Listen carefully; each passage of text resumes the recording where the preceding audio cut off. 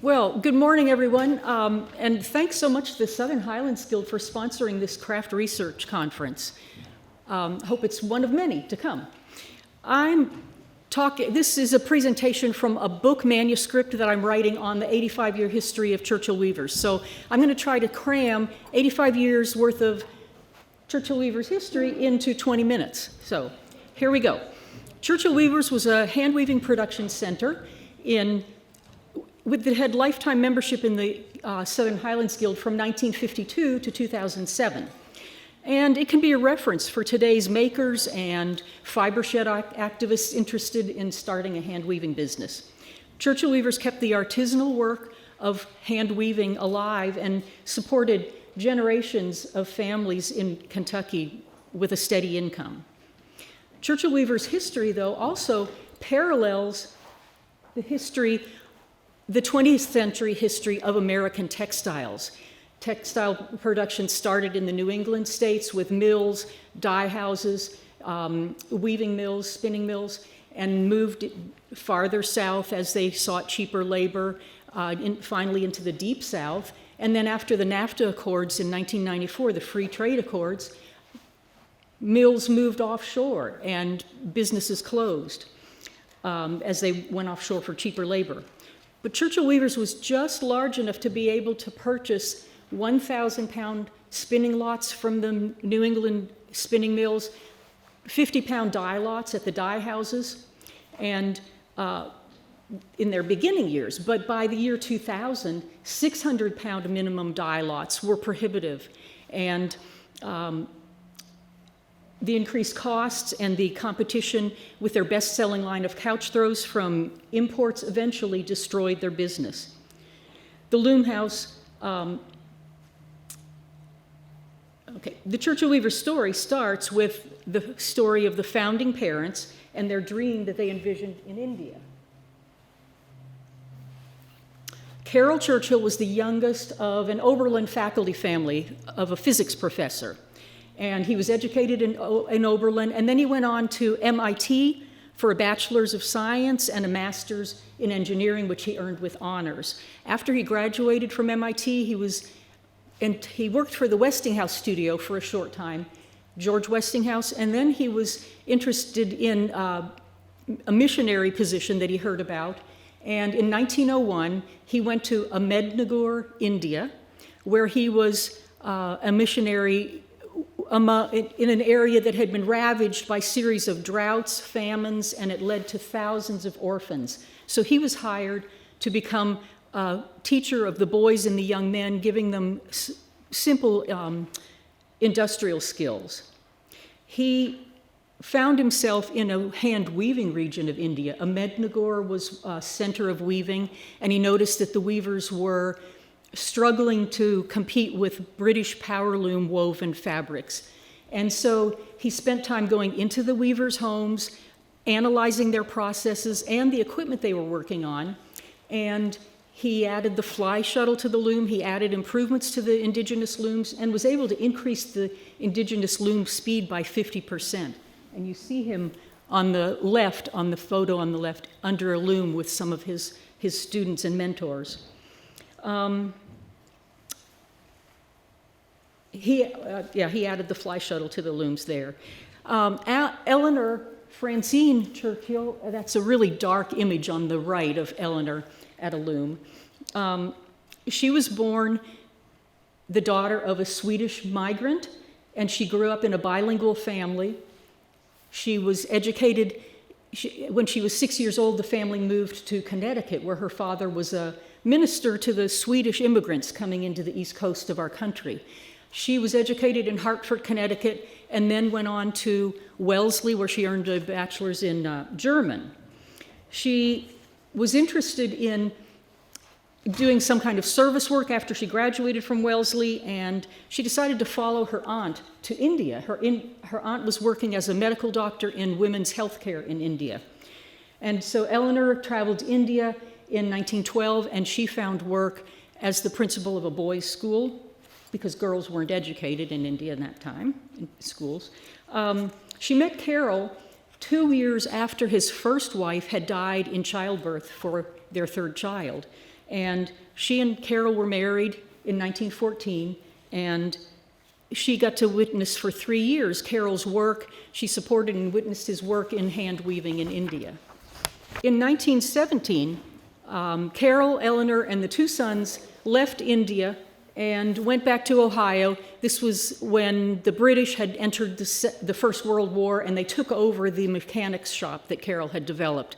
And so they came back to the United States, to Ohio, and Carol found work at an engineering shop in Ohio, and there he developed the first successful retractable landing gear for airplanes that was used in high-altitude planes in the First World War. I want you to get that this guy was really a brilliant engineer and could do anything. In 1920, he was invited to Berea College by a childhood friend of his, William J. Hutchins, who had just assumed the role as president at Berea College. And he had a vision of creating an MIT for Southern Mountain youth at Berea, and he knew Carol had the credentials to help him pull that off. So Carol was hired from 1920 to 1922 teaching math and physics. But by the end of 1922, it was clear the funding wasn't there for this grand vision of the physics department, and he found himself unemployed with a family of now 3 children. They had a daughter born in Ohio. So what to do to support a family? Carol and Eleanor decided to create a hand-weaving production center based on the model of the work he had done in India. When they first moved to Berea, Carol had built a fly shuttle loom for Eleanor and taught her how to weave, and she wove scarves and sent them to her contacts on the East Coast, and they sold readily. And so with the confidence that they could weave something that was marketable, outside of Berea, they purchased land in 1922 outside on the edge of town in Berea, and they created Churchill Weavers, a production weaving center with 3 of Carol's handmade fly shuttle looms. And it was the first business in Berea, Kentucky, outside of Berea College. So they eventually developed into the 19 departments you see here on the screen, and they developed really quickly. The products of Churchill Weavers were unique in their cosmopolitan design, and the production equipment built by Carol Churchill were unique as well. Carol's looms were fast, they were efficient, and they were ergonomic, well before ergonomics was even thought of as a thing. Weavers sat upright on the loom bench, and every bit of energy they put into the loom was returned back to them with counterweights, counterbalances. Eleanor described Carol's looms as being built with a rest for the weaver like the human heart has a rest between beats. Eleanor was the first designer, and she had a photographic memory for color, according to her granddaughter. She absorbed the tropical colors she saw in Indian textiles, and she would have already had cataloged in her head the Swedish heirloom textiles she saw in the families that she was around growing up in Connecticut. And she'd studied the German language, and she was aware of the modern textiles coming out of the Bauhaus in Germany. The Bauhaus weavers were experimental, and they combined woven textures, patterns, yarn properties, and built textiles into functional fabrics for upholstery, draperies, and blankets. And what you see on the screen on the left is a very fine 245 count worsted wool stole in tropical colors that could have been inspired by a Madras plaid in India, a plaid sari fabric, or a plaid stole or scarf from Sweden. And on the right is a 1932 Depression-era commission that Churchill Weavers did. It's upholstery that is actually still on the chairs at the Toledo Art Museum's auditorium. And there you see modernist influences of color combining with the structure of the weave and giving it an interesting texture for a solid, heavy upholstery fabric. Churchill Weavers, I'm sorry, some of these slides are looking kind of dark. Churchill Weavers' production line was made up of women's wear, baby blankets, couch throws, table linens, and yardage for suiting for men and women, and eventually for neckties. Eleanor was not only the first designer, she was the first sales rep, and she wore hand-woven, hand-tailored suits and dresses and carried a suitcase of samples and called on sales reps in major department stores in New York and Chicago, and she came away with orders to keep her workers employed. Churchill's wove with worsted wool from spinning mills, and they had it custom dyed, and in their main color lines, they had up to 100 colors. They had a huge palette of colors to design with. They also bought novelty yarns from the textile industry to add texture to their fabrics.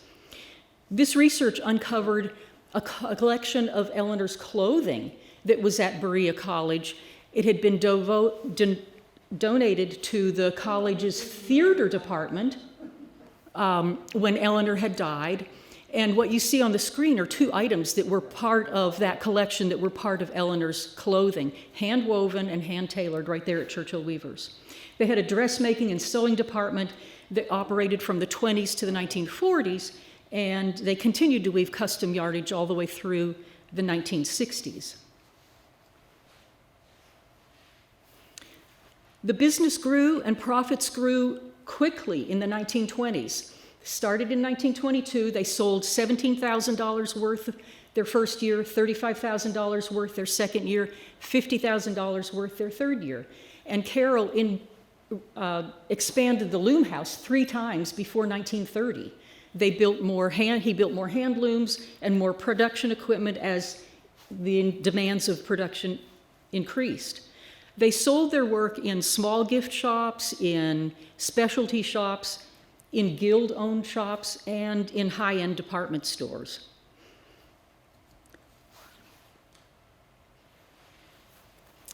In the 1940s, Carol and Eleanor started thinking about their future retirement, and so they put Carol's oldest son in a partnership as a joint owner, and that relationship lasted until 1952. Churchill Weavers, by the 40s, had opened gift shops that they managed in Chicago, New York, Detroit, Louisville, and Berea. During the Second World War, Churchill Weavers faced wartime wool rationing. And so Eleanor went to her senator's office in Washington, D.C., and requested a wool allotment to keep her business open. She was granted that allotment, but the stipulation was that they had to have the yarn spun in Kentucky, in a Kentucky mill. So Churchill Weavers bought a 1/5 interest in the farmer's woolen mill, and that kept them producing through the war years of the Second World War and on into the early 50s, into the wool rationing during the Korean War. The post-war years brought a little bit of an increase in sales as people went out and started buying, but then it was followed by a recession and a drop in sales and profits. And Carroll was very worried about this drop in profits, and so he thought a solution could be to bring in some power looms and weave a low-priced item that could entice the buyers to look at the Churchill Weavers line. Charles was not really interested in bringing in power looms, and he decided he was done with running the company, and he sold his part of the business back to his parents, which put them in a financial hardship. But it also led them to developing Churchill Weavers Incorporated with an increased attention to rigorous business infrastructure. In 1952, Eleanor found herself back at work full-time at 64 years old, and Carol was 79 years old at this time. They hired designer Alma Lundgren, who was a student of Walter Gropius, the founder of the Bauhaus, and a daughter of a textile engineer. She brought new life to the production line so that Eleanor could focus on management. And so Eleanor restructured the sales department into 5 different regions with directors reporting to the national sales manager. And she introduced an innovative advertising campaign, stereo cards with 3D images of the Churchill Weavers production line. So what you see is the reproduction of a stereo card ad, and that campaign went on for about 4 years. They actually sent out those stereopticon viewers to the buyers and made photos of for the slides. The Churchill weavers went ahead and bought power looms. They bought 10 power looms, and Carol set up a power loom department in a building next to the loom house. And they wove baby blankets and an overshot patterned kiver, they called it, out of the woolen mill wool. And they actually ran the power looms for 10 years. In 1960, they received an order from the B.F. Goodrich Company to weave some sample fabric out of a rayon yarn coated with Teflon that would be used by the military and the space industry for thermal linings for spacesuits and high-altitude flights and things like that. Always open to new challenges, Churchill weavers, over a period of 2 years, wove sample after sample after sample, and finally 70 yards of a prototype fabric, and that sample was used in an experimental liner for spacesuits, which was effective. It had to be flexible. You can see it was flexible, but it also cost 300% more than what the power looms were able to provide to B.F. Goodrich, and so Churchill's never got a contract for more yardage after that.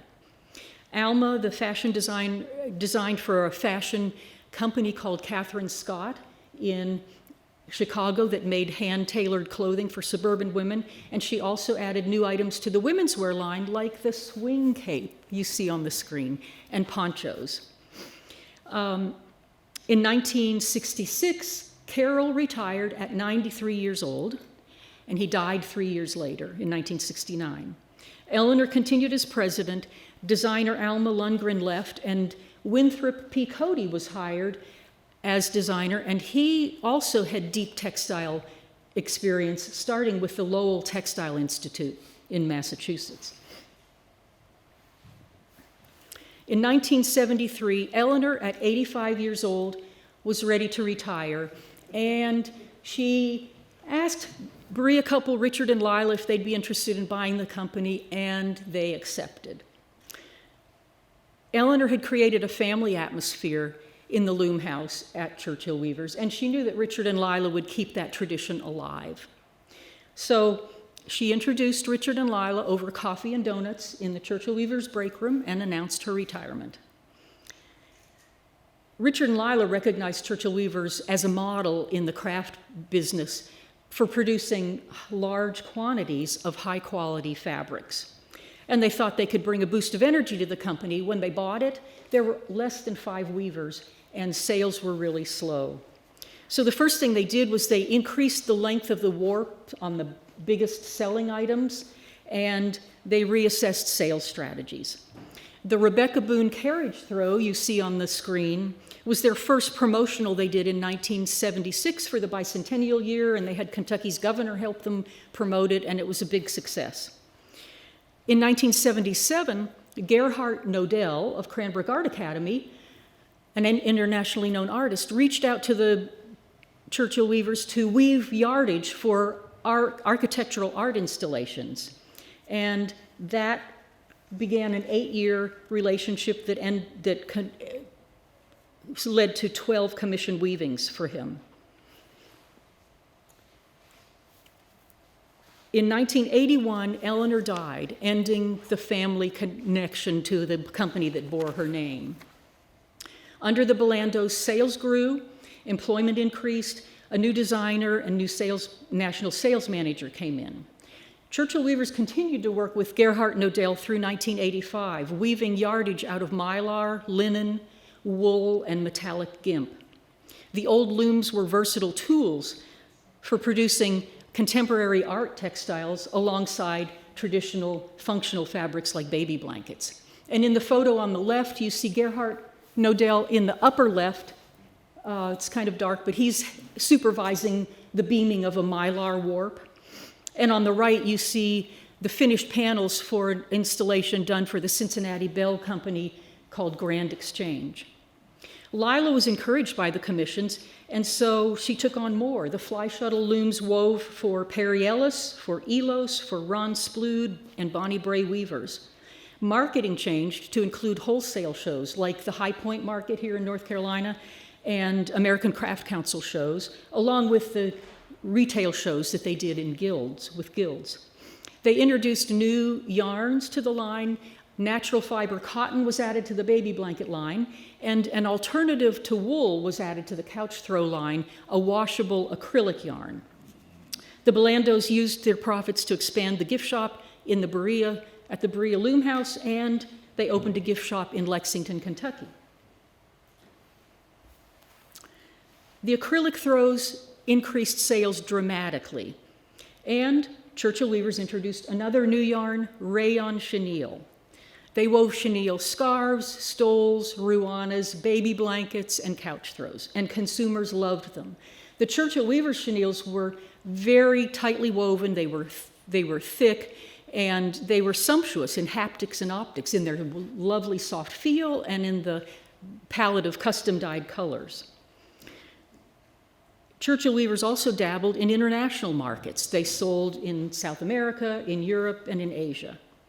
Lila was interested in the AVL looms that weavers were using because they had maximized the capacity of the 46 fly shuttle looms that they had, and they were having to turn away new accounts. So the textile industry continued to change, and there was a flood in the market of low-quality, low-priced imported chenille couch throws. Richard and Lila started thinking ahead to their own retirement, and they looked for a buyer. They were approached by a Georgia corporation that had a home goods division that was the biggest seller of couch throws in the country. Lila and Richard did their research, and they felt like that corporation would be a good fit because it had a #1 safety record, it had won awards for designs, and it was a top seller of couch throws, which was their biggest producing line right at that point. So in 1996, the Belandos sold Churchill weavers to Crowncraft, and they stayed on as managers. Crowncraft immediately invested in 2 AVL looms.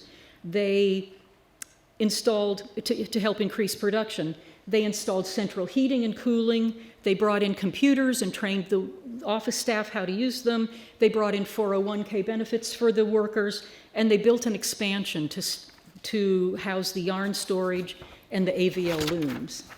In 2000, sales grew and finally reached $5 million, and they employed 90 people. And then Crowncraft dropped off the New York Stock Exchange, and the corporation started divesting in their holdings, but they created the new Crowncraft that retained ownership of Churchill weavers, with the Belandos still working there. Inflation increased, and despite frantically working to increase sales, Churchill weavers' sales fell under $5 million, and they never retained that level. In February of 2007, Lila was informed that Crowncraft would close Churchill weavers in April of that year. Richard and Lila rushed to put together a local ownership option, but they didn't come up with funding by the deadline. So on April 2nd, 2007, 90 Churchill weavers employees were sent home. Crowncraft sold the finished goods inventory to the discounter Tuesday morning, and they scheduled a date for an auction to get rid of everything else. An Indiana company came in and bought the weaving package of 46 Churchill weavers fly shuttle looms, 6 AVL looms, all the warping, winding, and laundry equipment, and then everything else, the machine shop, the office furniture, the office equipment, the tools, and the yarns were all sold at auction. But Lila had negotiated with Crowncraft to retain documents, historic documents, and the master sample collection of everything woven from 1922 till 2007. And those items now reside at the Kentucky Historical Society's archives in Frankfort, Kentucky, a legacy collection of over 30,000 items. In 2010, a local buyer purchased the abandoned loom house, and they opened a company called the Churchill Company, which now houses a restaurant and a large event center and the Berea Country Club, and is on the National Register of Historic Places. And that's a weaving that I did with heirloom Churchill weavers linen yarns.